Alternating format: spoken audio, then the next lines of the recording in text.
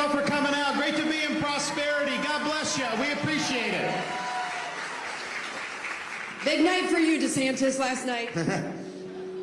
You know, there was something, so, you know, we did this debate with Gavin Newsom from California last night, and it's kind of, I thought it's important for the country, partially because, you know, he's trying to run, right? He just doesn't, you know, because Biden may not be the candidate, so he's doing that. He won't admit it, but he is. And I think as Republicans, we got to be prepared. It may not be Biden, because if the Democrats think he's not going to, they will yank him. That will happen. So we got to be prepared for that. So I viewed it for that. But I also viewed it as, if you look at the direction of our country and how we're going on the wrong path, you continue to do this for another 4 years, they're basically going to try to do what California has done and do that for the entire country. And that will not end well for us. And I was able to tell the story that when I was in the military, I was a Navy lieutenant, and I got orders to go from Naval Station Mayport in Florida to Naval Amphibious Base Coronado in Southern California. And I got assigned to SEAL Team 1, and we trained to end up going to Iraq and all this other stuff. But I had not spent a lot of time in California, and I don't know how many of you have spent a lot of time there, but I show up, check into the bachelor officer quarters, and as a Florida native, the first thing I looked for was the air conditioning unit. And they're like, you don't need air conditioning here. I'm like, why not? They're just like, open the window. And it's like fresh, nice weather. And I opened the window, and there was no screen on the window. And in Florida, we have bugs. You guys have bugs too. And I'm like, you don't need a screen? And they're like, no, there's not really a bug. And sure enough, I mean, it is beautiful weather, beautiful scenery. And that's really, the whole state's got so much awesome stuff to offer. And I'll never forget coming back from Iraq, landing at North Island there on Coronado, and being in the desert to then just feeling that freshness out the Pacific Ocean. You're like, man, it's really nice. So I had really good views about just the natural advantages of California. And they have so many natural advantages. You really got to try to screw it up. And Newsom has managed to screw it up. I mean, it's unbelievable. But it shows you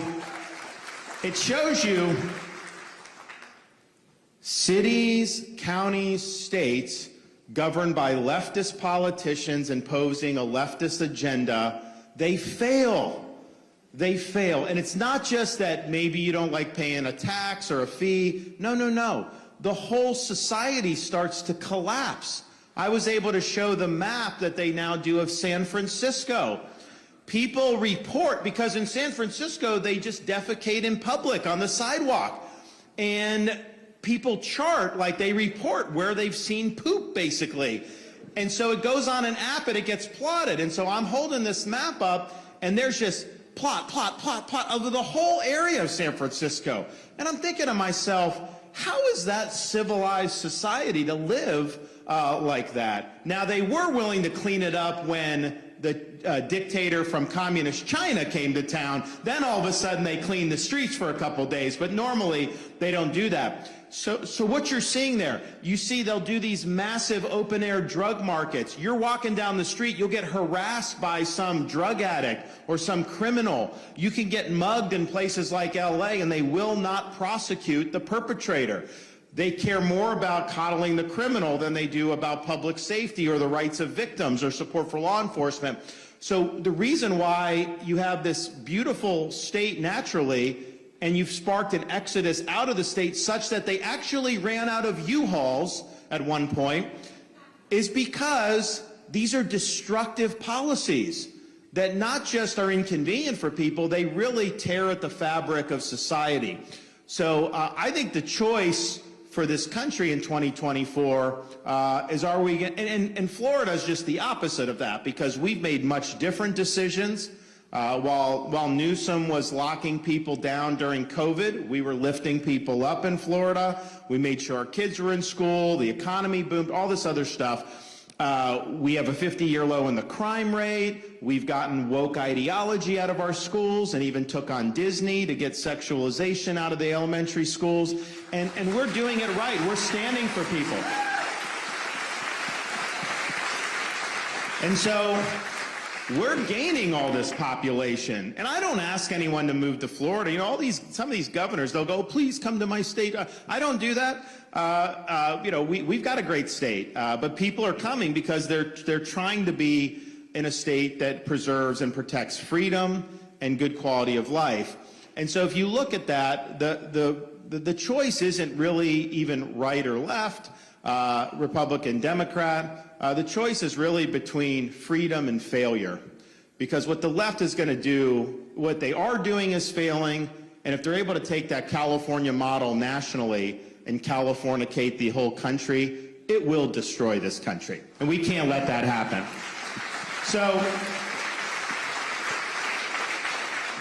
I think it was important to do, and I think it's also important for you and Republicans to have a nominee that can stand on that stage. Maybe it's Biden, maybe it's Harris. I don't know after last night whether it'll be Newsom, but who knows, you know, anybody.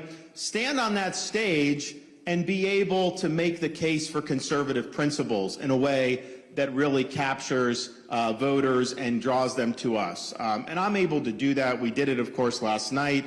Somebody that's going to be able to actually fight and beat these people for a change. And we have done that in Florida. And I'm the only one running for president who's beat the left on issue after issue.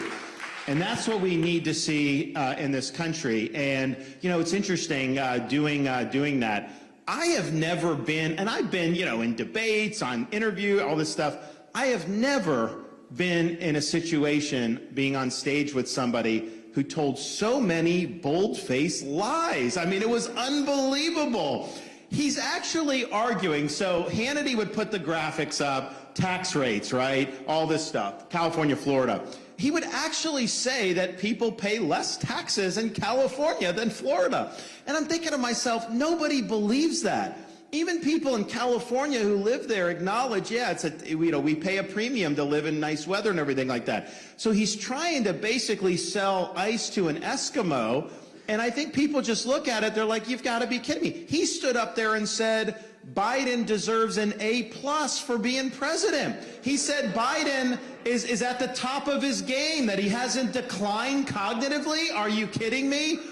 And he's saying all this stuff, and I'm just like, I just unbelievable. And then he just starts launching stuff about Florida. I'm like, but one thing that he tried to get in, and we batted him back, but I think it just shows the contrast is, he said that, oh, you went after the Special Olympics, is what he said, right? And he criticized me at the time this all went down, because I don't think he understood the issue. The issue was Florida hosted the Special Olympics. This was probably 2 years ago, a year and a half ago. And we were proud to do it. We've had a long history of working with the organization. And so we're doing it. All the athletes are excited. We did events leading up to it. And then the Special Olympics international bureaucracy said, no athletes can participate unless they take a COVID mRNA jab. Some just didn't want to take it. And so basically they were going to exclude hundreds of athletes. And these are people with Down syndrome, other types of disabilities that really wanted to do it. Well, Florida, we had a law that said you cannot be discriminated on whether you take a COVID mRNA shot or not. That's your choice. So we basically told the Special Olympics, you're violating Florida law. You will be held accountable if you discriminate against these athletes. And eventually, they buckled, and we allowed all these athletes to compete. So we saved the Olympic experience for a lot of these athletes. And I was in Iowa a couple months ago, and I had a family just come up to me, give me a big hug. I'm like, what are you hugging me for? And they're like, you saved our son. They were going to exclude him from the Special Olympics because of the vax, and you made sure everyone had a right to compete. But it's interesting, Newsom attacks me for doing that.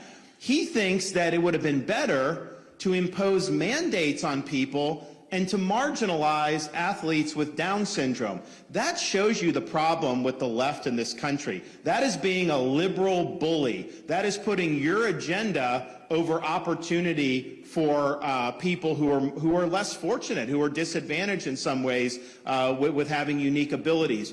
And that just, to me, crystallizes the difference in outlook. He wants to grind people down. I want to lift people up, and I want people to have opportunities to do well.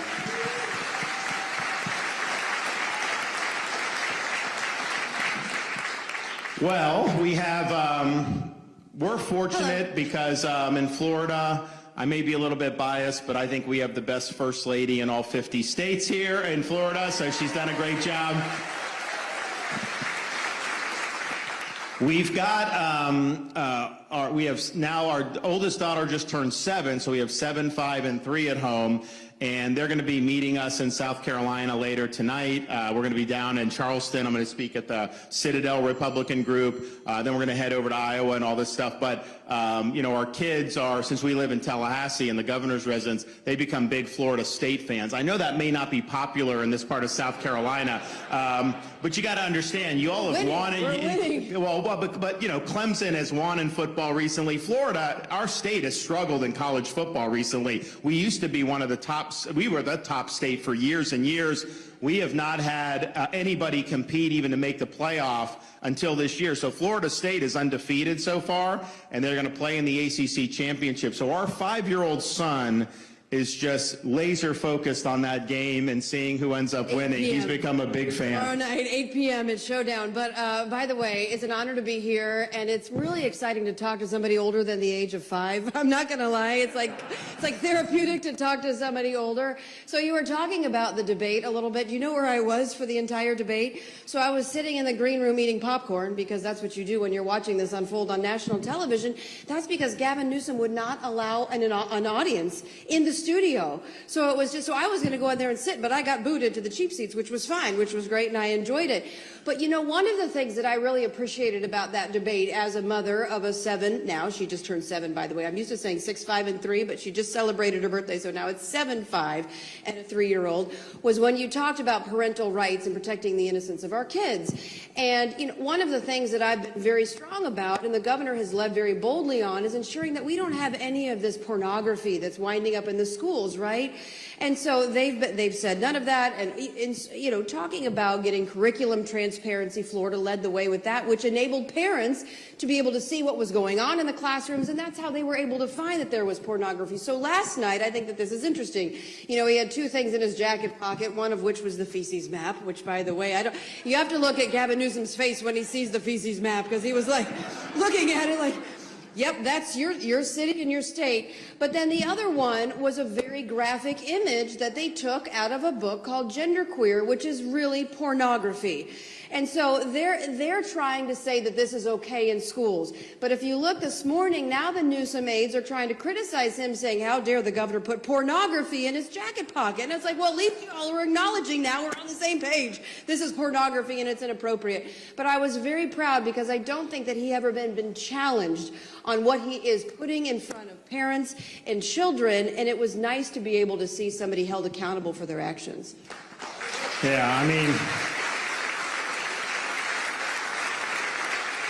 you know, and all this really boils down to respecting the rights of parents to direct the education and upbringing their kids. Now, there's a variety of things that go into that. In Florida, we have universal school choice. You can go to your local school. School districts have choice programs now. Charter schools are available, private scholarships, everything, and that's really the best way to do it. But it also is, particularly if you're in a public education, you as a parent have a right to know what's being taught in your kid's school curriculum. So having some of the pornography, when the parents have access to know, they can raise objections, it's not age appropriate, and then it gets taken out. So when they talk about banning books, understand no book is being banned. You can, as an adult, can get what you want, but that doesn't mean it's appropriate for a 4th grade classroom. And if you want adult material, do it on your own time. Do it on your own time. Heck, you can even go review Hunter Biden's laptop if you want crazy material, for all I care. Just don't jam it down our kid's throat. And so he responded by saying somehow California is like a big parents' rights state. And he said, oh, it's in our constitution, all stuff. And I just thought to myself, that's odd, because in California, you can have one of your kids here in South Carolina or grandkids can go to California without the parent's knowledge or consent and get transgender operations, puberty blockers, hormone stuff as an unaccompanied minor. Now just think about that. How is that respecting the rights of parents where you're doing irreversible surgeries on a 14-year-old kid without even notifying the parents, much less giving consent? And in California, if you are a parent there and you have a child, 12, 13, that comes to you and says that they want to be a different gender, if you don't indulge that, you can lose custody of your own kid as a result of that. So don't tell me they respect parents' rights. They don't. Not only should they not be allowed to do the minors around the parents' back, we should not be doing these surgeries on minors at all. It's mutilation, it's abuse, and it's wrong.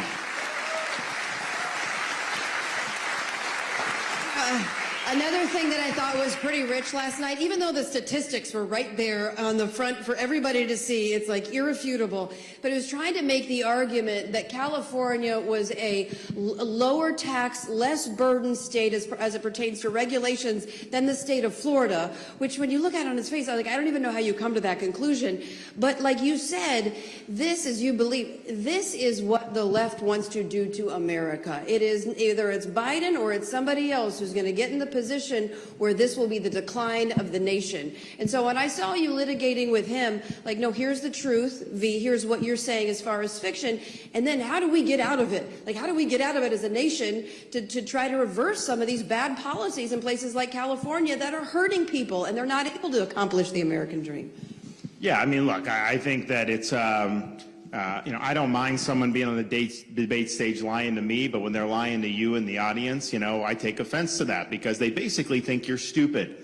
I mean, when they're saying this stuff, they're asking you not to believe what you see with your own eyes. It's the same thing that happens in the White House every day when that press secretary goes to the White House podium and she's telling you that somehow groceries are much more affordable today than they were 2 years ago. That is a lie. That is not true. When she says the border is secure, that is a lie. That is not true. But they think if they just repeat it enough and their sycophants in the media repeat their lies, that somehow we're going to just believe it. Well, I got news for them. We are not going to believe your lies. We're going to fight back against your lies.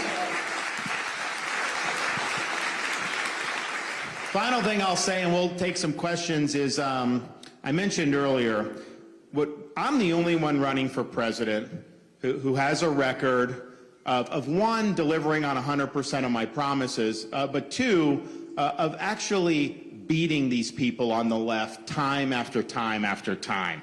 And you need somebody that's going to be able to fight these fights, win these fights, and really lead the country in a different direction. And if you just look at what we've done on Florida, you know, we beat the left on COVID. We beat the left on indoctrination in the schools. We beat the left on defeating teachers' unions and having school choice. We beat the left on ESG. We've kneecapped ESG in our pension fund and all this other stuff. We beat the left on getting rid of DEI in our public university system, which we have done.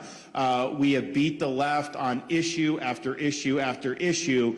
That's what we need to do as Republicans. We need to win again. We need to win again, and that's what I will deliver.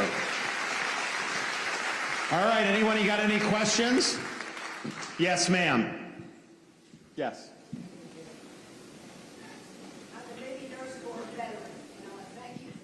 Thank you for your service. God bless you.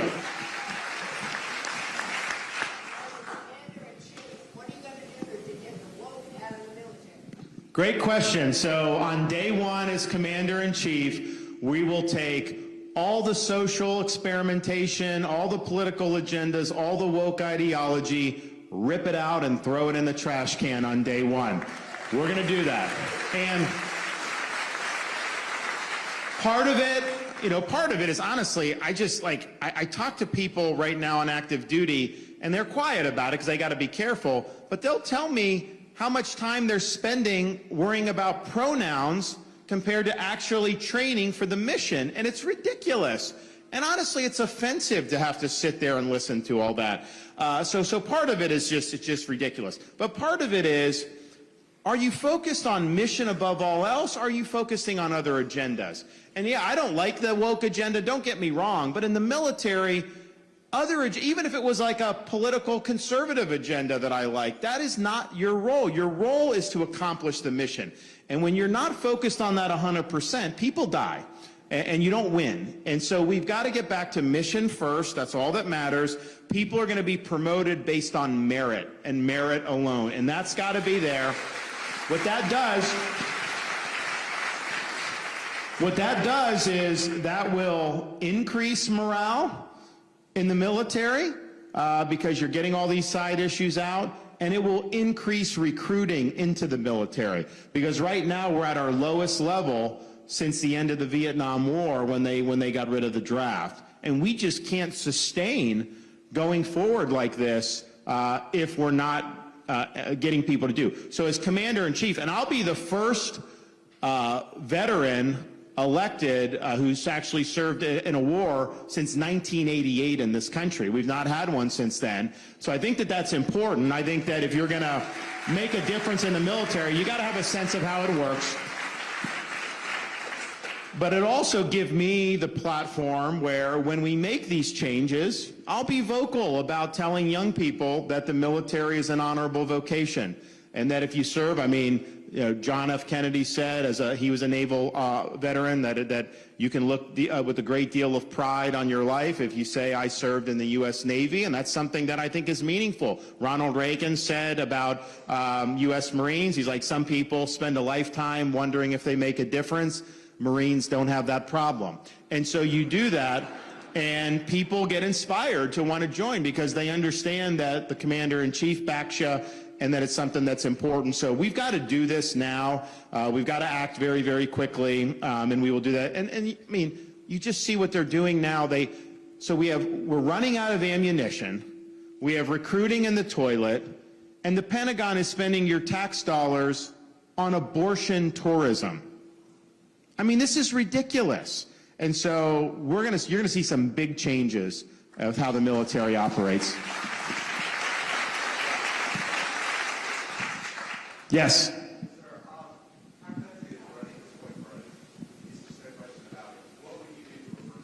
So the question is about the finances of the country. How do you do? Well, first I would say, you know, as everyone running for president, I have by far the best record on actually dealing with fiscal issues. I mean, since I've been governor of Florida, we've cut taxes by record amounts, yet we've run big budget surpluses, and I've actually paid off 25% of our state's total outstanding debt that it's incurred since the inception of the statehood of Florida. And when's the last time they've actually paid down any debt in Washington? We vetoed billions of dollars of wasteful spending, and we've held the line in favor of taxpayers.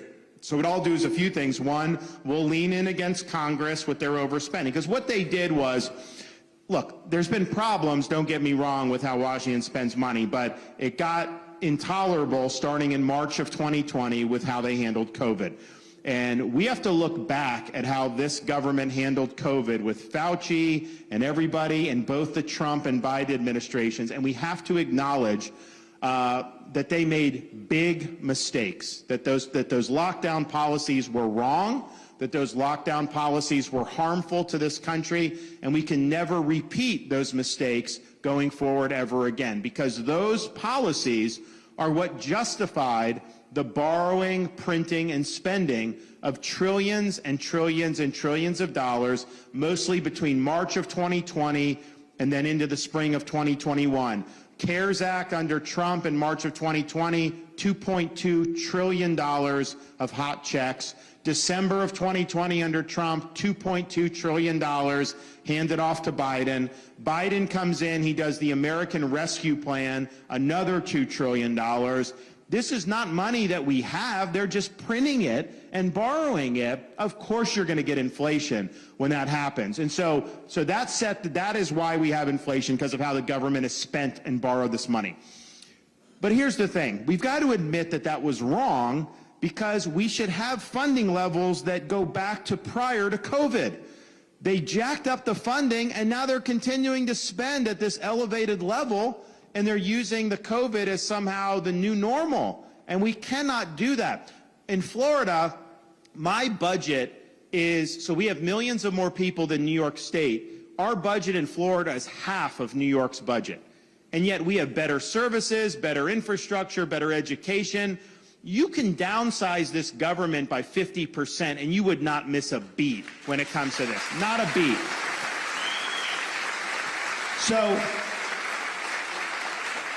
So we've got to return to that.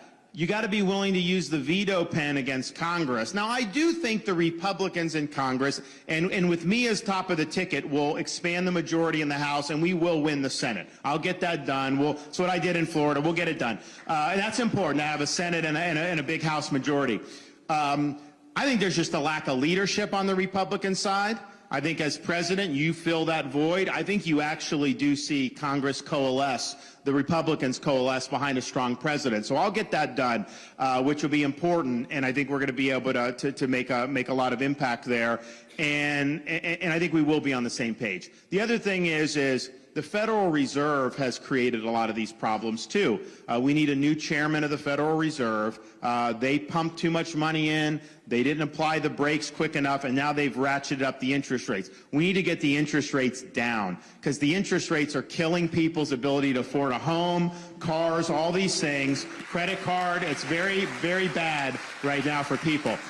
But it's also very bad for our country, because as you add more debt, when the interest rates are higher, you finance that debt at much higher rates. So we used to spend $200 billion to service the debt. Now we're going to end up at $1 trillion a year in the not too distant future just to pay interest on our own debt. So you got to get the interest rates down. You got to refinance these obligations so that you can be there. And then the other thing I think that will help reduce inflation, grow the economy, increase growth rates so that we can reduce this deficit is open up our energy for production, all the oil and gas. We need to do it. It'll be good. Sir, over there. Yeah, I mean, look, I'm sick of hearing about the border. I'm going to be the president that ends the border as an issue once and for all. We've been promised this so many times in the past. So how do you do it? Day one, we're going to declare a national emergency. We're going to mobilize all of our available resources, including the U.S. military, to be on the border, stop the invasion, implement different policies like remain in Mexico. Yes, we will actually build the border wall, and we will do that. We will do that because Mexico is supposed to pay for it. It didn't happen, but here's how you make that happen. Mexico's not just going to give us money. That's not how it works. But what you do, and what we will do, we're going to impose fees on the remittances that foreign workers send back to their home country, Mexico and others. You're going to make a fortune out of that. You're going to be able to have billions of dollars to go to do wall construction, and we will do that. And then Biden has let in 8 million people illegally, including from Iran, Russia, China, Middle East, all these places. We need to send them back to their home countries. We've got to send back. We're going to do that. And then finally, if you look at the sex trafficking, the human trafficking that's happened, that is being facilitated by the Mexican drug cartels. So they're invading our country. They're poisoning our population with fentanyl. We have tens of thousands of people that are being killed with this. And yet people like Biden just shrug their shoulders. When I raised this at the debate last night, Newsom was laughing, about it. I'm not laughing about it. I think if a hostile group invades your country and kills your people, as the president, you not only have the right, you have the obligation to fight back on behalf of the people. So we're going to declare the cartels to be akin to foreign terrorist organizations, and we're going to authorize the use of deadly military force to end the cartels once and for all.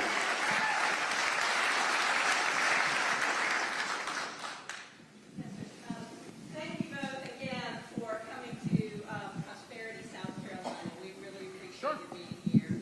And I apologize ahead of time that this is not a front page headline question, but I think it's a very serious one. And that is, we are all horrified of the fentanyl coming across our southern border. But the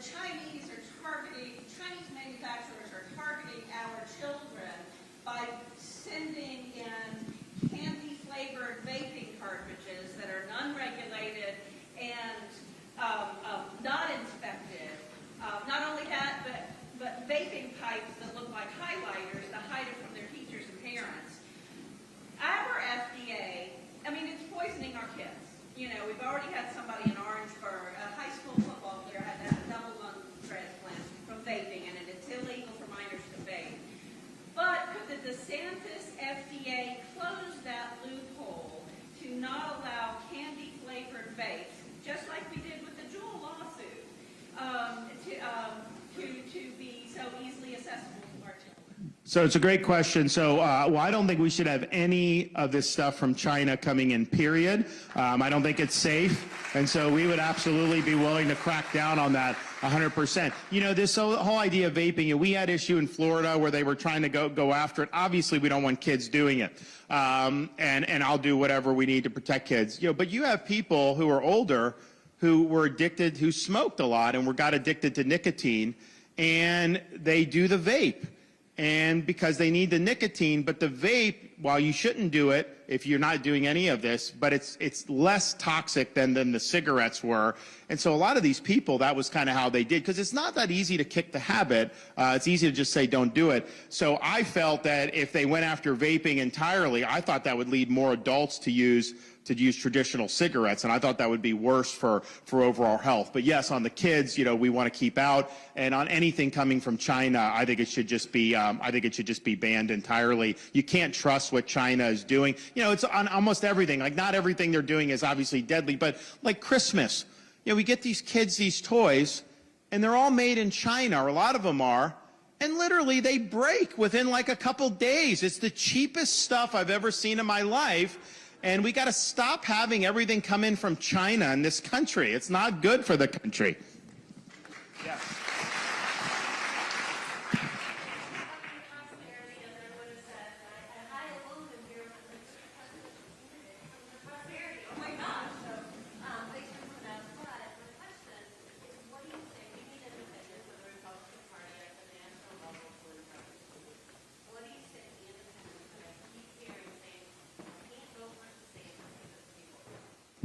Well, look, I think, you gotta support the values that you believe in. I can tell you that was a very contentious issue in my re-election race, and I won independents by 18 percentage points. And so I think it's because, we're leading on issues that matter, and we're delivering big results for people. And I think you saw that last night in the debate with somebody like a Newsom. How would an independent view that, that debate when he's defending soft on crime policies, he's defending high taxes, he's defending open borders, he's defending pornography in schools, he's defending gender mutilation of minors. Those are just not common sense things. Those are not consistent with people's values. And I also think South Carolina, you guys have enacted at your state level a heartbeat bill, and that's every right in South Carolina. As president, I'm not going to disturb that. You have every right to do that and offer those protections. One more? Okay. Yes, sir. What is your plan to keep America out of these perpetual unconstitutional foreign wars? So it's a great question, and I think it's interesting. I'm the only one running for president that served in the military at all on either side of the aisle. I served in Iraq, which was an unsuccessful conflict for us. We went in. Obviously, there was the weapons of mass destruction. That didn't necessarily materialize. So then it became, well, we need a democracy in Iraq. And what's ended up happening is, we were there for a long time. You now have the Iraqi government is basically a client of the Iranians. And so it's like, okay, was that something that was, so these are people that were thinking, you can overthrow somebody and impose an American-style democracy in the Middle East. I can tell you, when you're on the ground there for like 48 hours, you realize that was not in the cards. They don't think of freedom the same way we do. In that part of the world, they view freedom as submitting to Islamic law, Sharia law. That's what they think freedom is. So they want a government to impose Islamic law on society, and that's their goal. Well, that's not obviously what we would want. And so it's just that the cultures are different. And I think what's happened is you had a lot of hubris in thinking what we could accomplish. What we can accomplish is if there's a military objective and our people are at risk, we can accomplish that. you can't socially engineer foreign societies. We can't do Wilsonianism where we're trying to mold the world in all these different ways. So you just got to be very careful about how you're doing it. I think the goal for the United States is to be a strong country that deters conflict from happening in the first place. And the way you deter it, the way you deter conflict is through strength. When you're strong, people don't want to mess with you. When you're weak, you invite challenges. Now, part of, I think, being strong is not engaging in missions that don't have a clear objective, that are likely to keep us mired in it for years and years without any clear outcome or clear-cut chance of victory. That can weaken this country, too. So we have to be prudent. I think the presidents who've done the best in our recent time, and people like President Reagan, I mean, he deployed troops once in 8 years to Grenada, very minor operation. Never deployed them anywhere else, boots on the ground. And yet, by the time he left office, the Berlin Wall fell a few months after he left office. And so it just shows you, you want to be peace through strength. You want to say, look, if you want to be friendly with the United States, we'll be great friends with you. We don't want anyone ill. If you're an ally of ours, we'll be there. And if you have ill will to us, just understand, if you take any action against us, you're going to have no greater enemy than the United States of America. So make your choice strong. And I think if we do that and we're strong, we'll end up deterring conflict. And the goal should be to not be involved in conflict. And I think some of these people in Washington, they look to instigate conflicts and think that somehow, that's going to make this country safer. That is not the way you got to think about it. You need peace through strength. Thank you.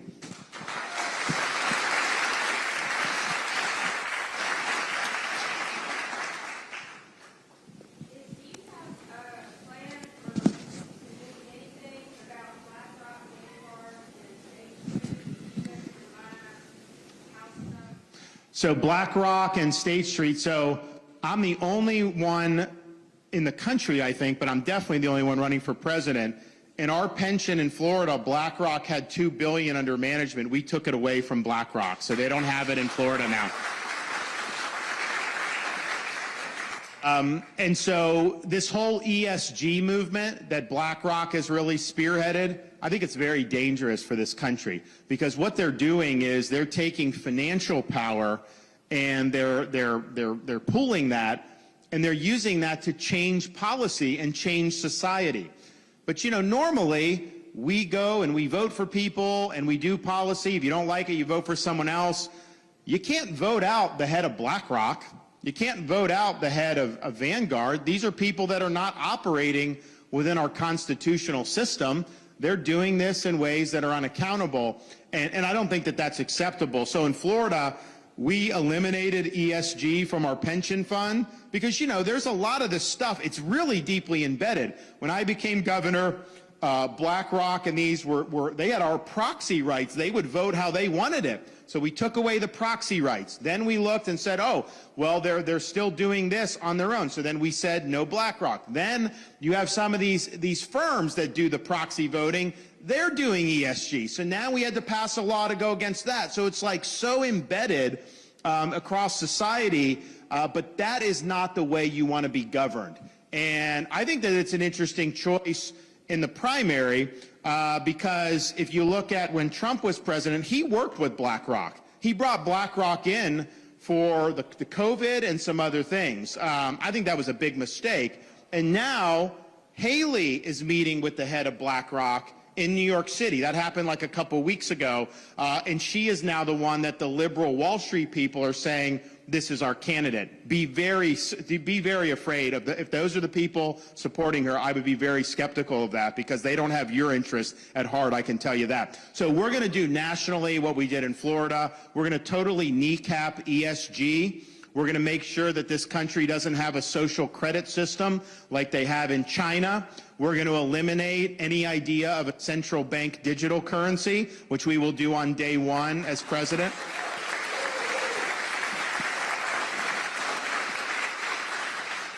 And we'll ensure that policy And these changes, if done, are done in ways that are accountable constitutionally to the electorate. And, you know, it's like some of the things that BlackRock and ESG movement wants to do, I think are bad. But if you elect people and they do that, that's the way the system works. Then you can vote them out if you don't like it, or re-elect them if you like it. But to have all this amount of wealth being used to change our culture, change our society, and change policy without our consent, no, that is not acceptable. And we're not going to let that happen. And you know what? It's also not ultimately good for our economy. When the economy becomes politicized, when these companies are taking positions on all these social issues, that's not the best to grow the economy. You know, we've seen that in Florida with Disney. So Disney decided, you know, they went woke, they started getting involved. I mean, they got involved in our parents' rights bill, which was saying no sexualized curriculum or transgenderism in elementary school. That is not that big of a deal. 5 years ago, none of us would have even thought that would be an issue in schools. And yet they wanted to jam that into elementary school. And I'm thinking to myself, how is that something that your company should be wanting to do? How are you benefiting your shareholders by getting involved in something like that? And I think what's happened, they just acknowledged in some filings recently that this whole movement to pursue a woke agenda through the company has backfired. Their share price has tanked. Their movies are not doing well the way they used to do. All these other things. And I think that businesses should focus on their core mission. I don't think it's healthy for our country for them to be having to dabble in every single political issue and take positions on all these things. Now, some of it is, do they have a right to do it? You know, honestly, they may have a right, but I don't know that it's consistent with shareholder duty to be taking these positions. But what I do know is that if we kneecap ESG, we do all that, we're going to make it so that the incentives are to stick to business and not try to change our society, because it's not the right thing to do. And if you want anybody that's in power to change society, these are the people you don't want. They do not have your best interests at heart. Now, I just want to say one quick thing, because I know we have to get going, but I just have to say about all of these fights that Florida has taken on and everything that he has done, those aren't easy. And I have an interesting perspective, right, from behind the scenes.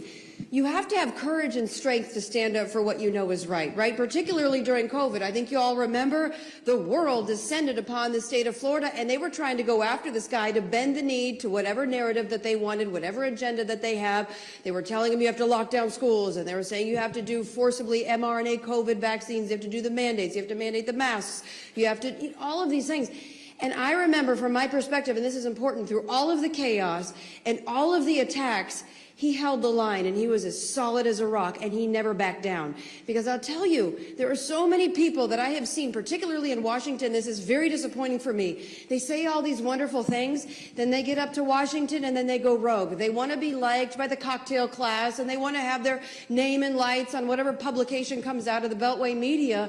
And I'll tell you what, I am particularly tired of it. When you say you're going to do something, do it. And it's going to be really tough, because I remember turning on the TV, and he would roll out of bed and they would attack him, and every single day it was a wave of attacks, and he every single day got up and fought for the American people, not an agenda. He fought for our rights, our liberties, our livelihoods, and our happiness. And I'll tell you what, if you send this guy up to Washington, D.C., we will finally clean the swamp, we will finally reduce the bureaucracy, you will finally build a wall, you'll get the economy under control, because he will never back down. Thank you all. God bless you. We're asking for your